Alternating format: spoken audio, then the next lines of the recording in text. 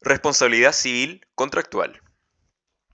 La responsabilidad civil se define como la obligación de toda persona de pagar los daños y perjuicios que causen la persona o el patrimonio de otra.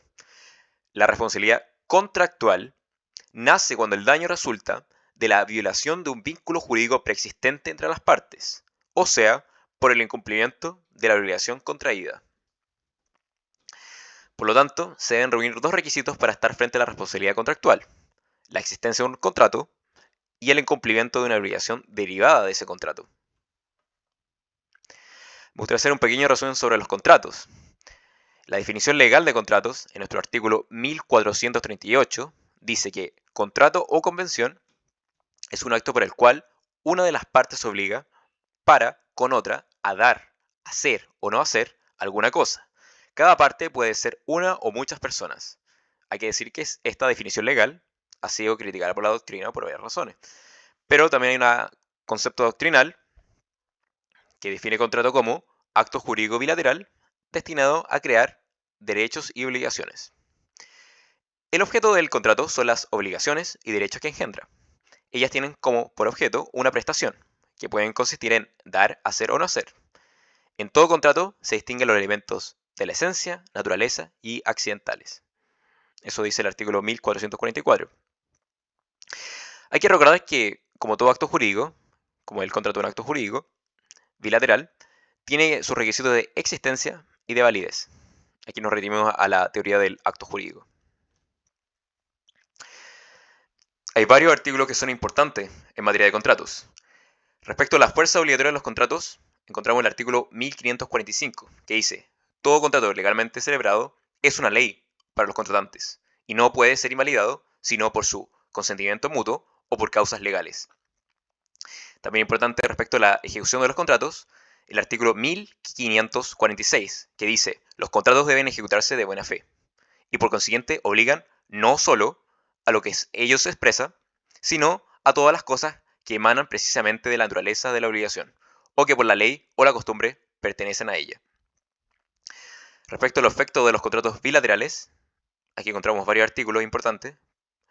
En la excepción de contrato no cumplido, artículo 1552 del Código Civil, la resolución por inejecución, que está en el artículo 1489 del Código Civil, la teoría de los riesgos, que está en el artículo 1550 del Código Civil, y otra cosa importante es el principio de identidad del pago, que está en el artículo 1569 del Código Civil, que dice: el pago se hará bajo todos respectos en conformidad al tenor de la obligación, sin perjuicio de lo que en casos especiales dispongan las leyes.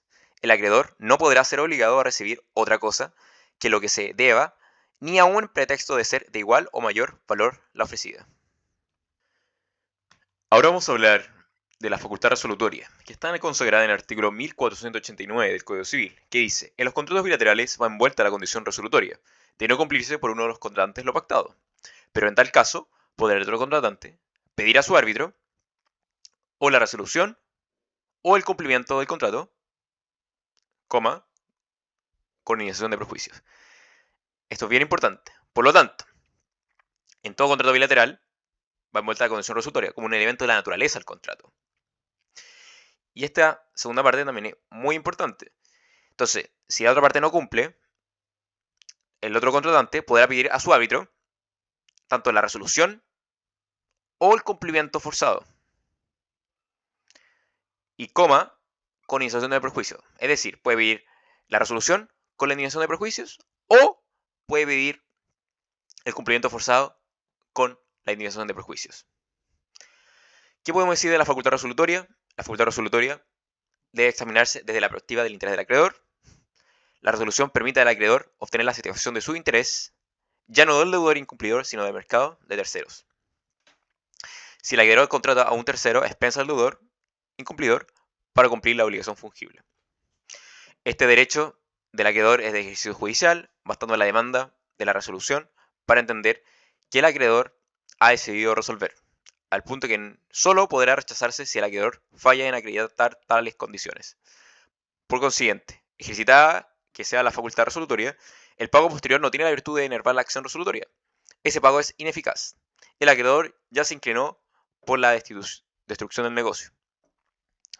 Y por último, que también es muy importante, la resolución del contrato requiere de un incumplimiento que sea lo suficientemente grave o que sea igual que tenga carácter esencial. Es decir, no todo incumplimiento dará la resolución, sino que tiene que ser un incumplimiento que sea de carácter grave.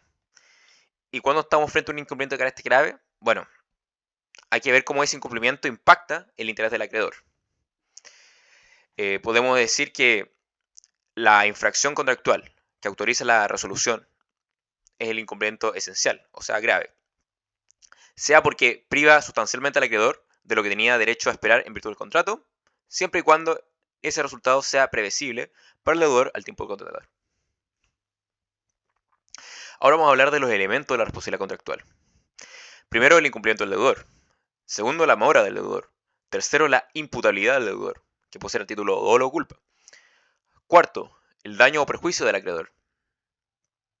Quinto, la relación de causalidad entre el incumplimiento y los perjuicios. Ahora vamos a examinar cada una de ellas, comenzando con el incumplimiento. Vamos a hacer una precisión previa. No se puede demandar el incumplimiento si no ha cumplido a su vez el contrato. Aquí está el famoso adagio, la mora purga la mora. ¿Qué queremos decir? No se podrá alegar que el otro no ha cumplido si por su parte no está al día en el cumplimiento de lo que le correspondía. Solo cumpliendo la obligación correspondiente podrá hacer valer el contrato. O sea, yo no puedo demandar por incumplimiento a la otra parte si yo no cumplo con mi parte del contrato. El artículo 1552 del Código Civil dice: en los contratos bilaterales, ninguno de los contratantes está en mora dejando de cumplir lo pactado, mientras que el otro no cumple por su parte, o no se hallara a cumplirlo en la forma y tiempos debidos. En la doctrina tradicional, decimos que hay incumplimiento cuando el deudor incumple con la prestación debida en términos exactos, íntegros, oportunos. Esto es, no cumple o cumple imperfectamente o tardíamente. Para la doctrina moderna, hay incumplimiento cuando hay una desviación en el programa de prestaciones convenidas por las partes, que conlleva una desarmonía entre el interés que las partes propusieron satisfacer al momento de celebración del contrato. O sea, hay una desviación entre el objeto ideal, que se obligaron las partes en el contrato, y el objeto real. Esto vamos a explicarlo mejor. En la teoría moderna, el incumplimiento se ve de manera amplia, o sea, una desarmonía entre el objeto real e ideal. Es objetiva porque prescinde de un reproche de conducta del deudor. Lo que importa es la satisfacción del interés del acreedor. Y unitaria porque comprende todas las hipótesis de incumplimiento, sea total, parcial o tardío. El incumplimiento contractual, que es bien importante, porque todos los remedios contractuales se articulan a partir del incumplimiento. Aquí estamos hablando de la teoría moderna. Es un hecho amplio, puesto que para establecerlo basta una simple contratación de la falta de coincidencia entre el objeto ideal, lo idealmente prometido por el deudor, y el objeto real, lo efectivamente ejecutado por el deudor. Cualquier desviación respecto al objeto ideal implica el incumplimiento del deudor. Bueno, también hay que decir que debe ser un incumplimiento grave. Es objetivo porque prescinde de la valoración de conducta del deudor. Lo que importa únicamente es que el deudor no ejecutó lo prometido y aquello que provocó la insatisfacción del acreedor. Ante el incumplimiento imputable, hay diferentes opciones. ¿Cierto? Estamos frente a un caso de incumplimiento. ¿Cuáles son nuestros remedios, nuestras opciones? La indemnización de perjuicio, la resolución por inejecución del contrato, el cumplimiento específico y la excepción de contrato no cumplido. Bueno, ¿qué podría hacer el acreedor? El acreedor podría pedir ante el incumplimiento, una de sus opciones es el cumplimiento de la naturaleza, más la indemnización moratoria, o la indemnización compensatoria más la indemnización moratoria. En las obligaciones de hacer y no hacer, se autoriza expresamente. En las obligaciones de dar, según la doctrina tradicional, si aún es posible el cumplimiento específico, el acreedor no estaría facultado para pedir la indemnización compensatoria. En cambio, para la doctrina moderna, en las obligaciones de dar, sí se podría elegir, ya que lo principal es la satisfacción del interés del acreedor. Se podría pedir la indemnización de perjuicios de manera autónoma, sin necesidad de pedir primero la ejecución forzosa. Aquí vamos a hablar del artículo 1553 que dice: si la obligación es de hacer y el deudor se constituye en mora, podrá pedir al acreedor, junto con la indemnización de la mora, cualquiera de estas tres cosas, a elección suya. Primero, que se le apremie al deudor para la ejecución del hecho convenido. Segundo, que se le autoriza al mismo para hacerlo ejecutar a un tercero a expensas del deudor. Y tercero, que el deudor le indemnice los perjuicios resultantes de la infracción del contrato. Entonces, aquí vemos que tenemos diferentes opciones. Junto a la indemnización moratoria, nos permite combinarla con cualquiera de estos tres numerales. ¿Qué dice el artículo 1555? Que se refiere a las obligaciones de no hacer. Toda obligación de no hacer una cosa se resuelve en la de indemnizar los perjuicios. Si el deudor contraviene y no puede deshacerse de lo hecho, pudiéndose destruirse la cosa hecha, y siendo su destrucción necesaria para el objetivo que se tuvo en mira al tiempo de contratar, será el deudor obligado a ella, o autorizado el acreedor para que lo lleve a efecto a expensas al deudor. Si dicho objeto puede obtenerse cumplidamente por otros medios, en ese caso será oído el deudor que se hallan a prestarlo. El acreedor quedará de todos modos indemne. Ahora vamos a hablar de la mora. Primero hay que pensar qué es la mora.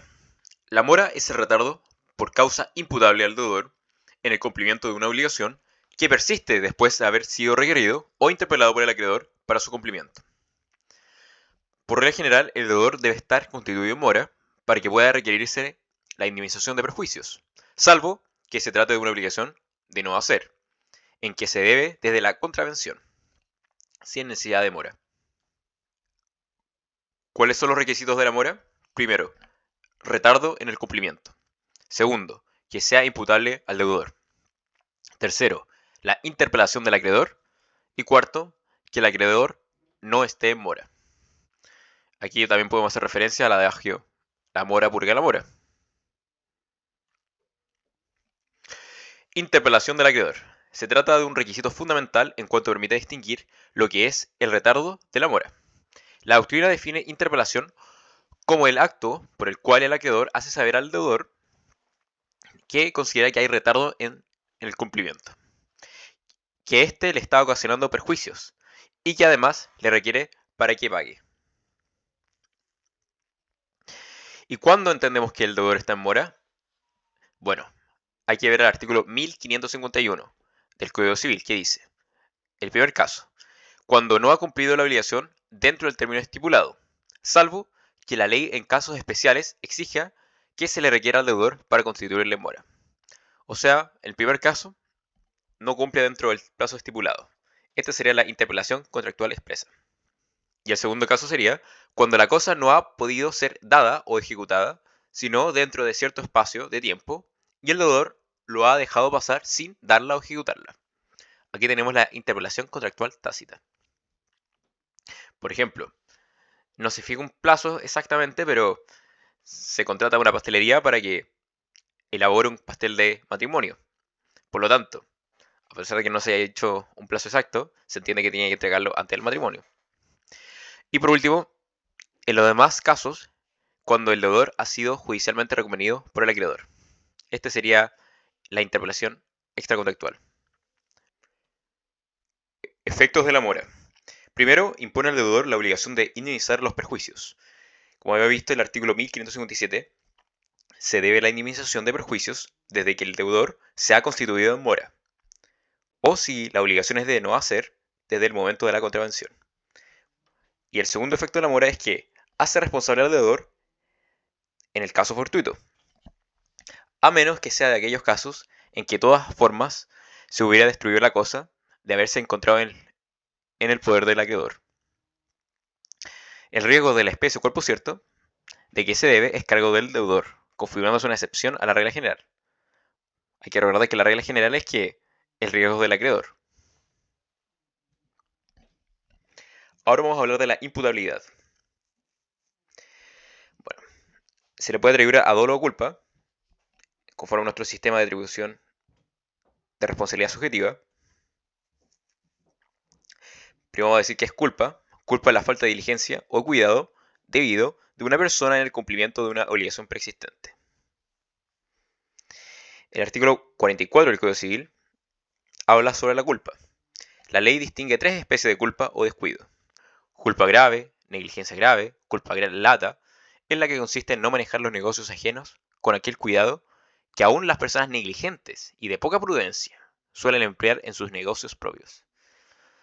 Esta culpa en materias civiles equivale a dolo.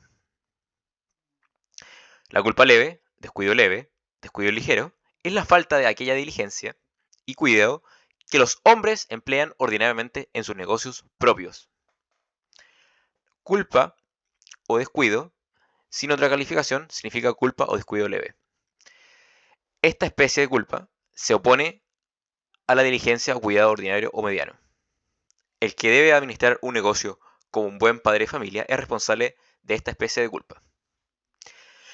La culpa o descuido levísimo es la falta de aquella esmerada diligencia que un hombre juicioso emplea en la administración de sus negocios importantes. Esta especie de culpa se opone a la suma diligencia o cuidado. El dolo consiste en la intención positiva de inferir injuria a la persona o propiedad de otro. Bueno, en resumen tenemos tres tipos de culpa: la grave, la leve y la levísima, que cada una de ellas dependerá de qué tipo de contrato estamos hablando. Ahora bien, también este mismo artículo, en su artículo 44, inciso 6, como vimos, da una definición de dolo, que consiste en la intención positiva de inferir injuria a la persona o propiedad de otro. Ahora me gustaría hablar de otro artículo, que igualmente importante, el artículo 1547, que dice: el deudor no es responsable sino de la culpa lata, en los contratos por su naturaleza son útiles al acreedor. Es responsable de leve en los contratos que hacen para beneficio recíproco de las partes, y de levísima en los contratos en que el deudor es el único que reporta beneficios. Resumen de este inciso primero es que en la culpa lata o grave son en los contratos útiles para el acreedor, la culpa leve en los contratos que son beneficio recíproco para las partes, y la culpa levísima en los contratos que el deudor es el único que reporta beneficio. El deudor no es responsable del caso fortuito a menos que se haya constituido en mora. Bueno, eso ya lo habíamos dicho anteriormente. El inciso 3 es importante porque es una regla probatoria. La prueba de la diligencia o cuidado incumbe al que ha debido emplearlo. La prueba del caso fortuito al que lo alega. Todo lo cual, sin embargo, se entiende sin perjuicio de las disposiciones especiales de las leyes y de las estipulaciones expresas de las partes. Ahora vamos a hablar del dolo. El deudor deliberadamente elude el cumplimiento de la obligación, trayendo perjuicio al acreedor. ¿Cuáles son los efectos del dolo en la responsabilidad contractual? Agrava la responsabilidad. Si son varios deudores, genera un vínculo de solidaridad. Además de responder los daños previstos al tiempo de contratación, también lo hará responder por los daños imprevistos. Bueno, hay que decir que el dolo se prueba y no se presume. El artículo 1558 dice: si no se puede imputar dolo al deudor, solo éste es responsable de los perjuicios que se previeron o pudieron preverse al tiempo del contrato. Pero si hay dolo, es responsable de todos los perjuicios que fueron una consecuencia inmediata o directa de no haberse cumplido la obligación o haberse demorado en su cumplimiento. Bueno, la mora producida por fuerza mayor o caso fortuito no da lugar a la indemnización de perjuicios. Las estipulaciones de los contratantes podrán modificar estas reglas. Habíamos dicho anteriormente que la culpa grave se equipara al dolo. ¿Y cuáles son los efectos de esta equivalencia entre el dolo y la culpa grave? Primero, el agravamiento de responsabilidad del deudor, ya que responde además de los perjuicios imprevistos. Segundo, si hay culpa grave y son varios deudores, la responsabilidad es solidaria. Tercero, la culpa grave es irrenunciable de antemano, es decir, no se puede condenarse para futuro. Y cuarto, se debe probar la culpa grave, ya que se equipara al dolo y el dolo no se presume. Ahora vamos a ver el caso fortuito, que es un imprevisto que no es posible resistir. El caso fortuito es una eximente responsabilidad. Es un hecho imprevisto, un hecho irresistible, un hecho involuntario y un hecho permanente. El artículo 1550 del Código Civil dice: el riesgo del cuerpo cierto, cuya entrega se deba, es siempre a cargo del acreedor, salvo que el deudor se constituya en mora de efectuarla, o que se haya comprometido a entregar una misma cosa a dos o más personas por obligaciones distintas. En cualquiera de estos casos será cargo del deudor el riesgo de la cosa, hasta su entrega. Por lo tanto, la regla general, el riesgo de la entrega del cuerpo cierto, es siempre a cargo del acreedor, salvo que el deudor esté en mora. Y esta, caso fortuito, es una eximente de responsabilidad. Ahora vamos a hablar del daño. El daño es el detrimento o menoscabo que experimenta una persona en sus bienes o en su persona. El daño que sufre el acreedor encuentra su origen en el incumplimiento del deudor. Por esta razón, no son indemnizables los perjuicios indirectos. ¿Qué requisitos debe reunir el daño? Que sea efectivo o cierto, directo, previsible y que no haya sido indemnizado. ¿Cuáles son los daños indemnizables? Los daños patrimoniales, y ya encontramos el daño emergente y el lucro cesante, y los daños extrapatrimoniales, y adentro de este encontramos el daño moral. El daño patrimonial comprende el daño emergente, que es el detrimento o disminución efectiva y real que experimenta un acreedor en su patrimonio como consecuencia del incumplimiento de la obligación. Y el lucro cesante equivale a las utilidades que el acreedor deja de percibir como consecuencia del incumplimiento. Daño extrapatrimonial es toda lesión a un interés jurídicamente protegido que no sea avaluable en dinero. Por ejemplo, cuando se afecta la imagen de una persona o su honra. El daño extrapatrimonial es más amplio que el daño moral. ¿Por qué decimos esto? Para que no crean que son sinónimos. El daño extrapatrimonial es el género y el daño moral será una especie dentro de este género. Considerando la lesión de un interés jurídicamente relevante, se puede llegar a la compensación del daño extrapatrimonial, y no solo por el dolor o sufrimiento que se padece. El daño extrapatrimonial protege más allá del daño moral, que es solo una especie del mismo. Así, si la víctima ha sufrido un daño corporal o un daño a la dignidad humana, a la libertad u otros derechos de la personalidad, debe ser indemnizada por daño moral. Se resace el daño no patrimonial incluso de aquellas personas allegadas a la víctima de un accidente mortal o de una lesión muy grave. Por lo tanto, no es propio hablar de daño moral, ya que este último es una de las partidas del daño extrapatrimonial. Daño moral corresponde al sufrimiento, angustia, en general, todas aquellas afectaciones emocionales a una persona. ¿Es indemnizable el daño moral? Bueno, en el año 1994 hubo un cambio jurisprudencial importante. En ese año la Corte Suprema aceptó la indemnización del daño moral en sede contractual, invocando diferentes argumentos, señalando el artículo 1556 del Código Civil, que efectivamente señala que la indemnización comprende el daño emergente y el lucro cesante, pero no indica que solo comprende el daño emergente y el lucro cesante, de modo que no está limitando la indemnización.